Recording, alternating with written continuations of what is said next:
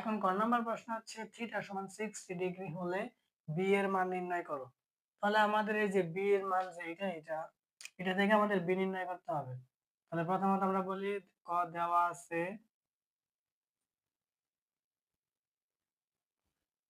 আছে কি যে coat theta minus cos theta সমান হচ্ছে বি। এখান থেকে আমাদের বি এর মান নির্ণয় করতে হবে। আমরা বলবো যে প্রশ্ন মতে,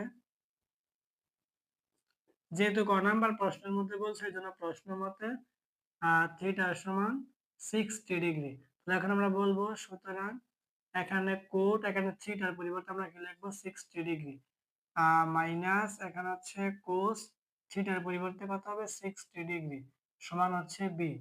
এখন এই জায়গায় কোট 60 ডিগ্রি এটার একটা মান আছে তোমার এরকম যে 1/√3 তারপরে মাইনাস আর এখানে কোস 60 ডিগ্রির মানও আছে যে 1/2 সমান হচ্ছে বি।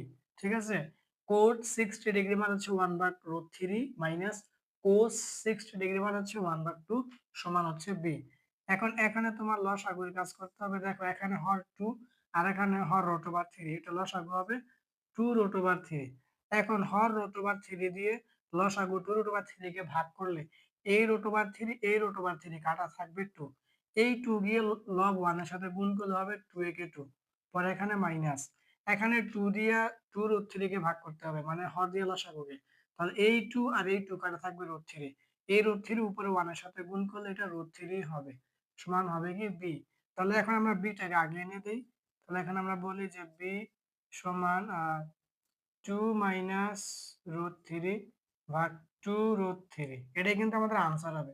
তাহলে এখন আমরা বলতে পারবো সুতরাং বি সমান 2 মাইনাস √3 ভাগ 2√3, এটা আমাদের ক নম্বরের কাঙ্ক্ষিত আনসার।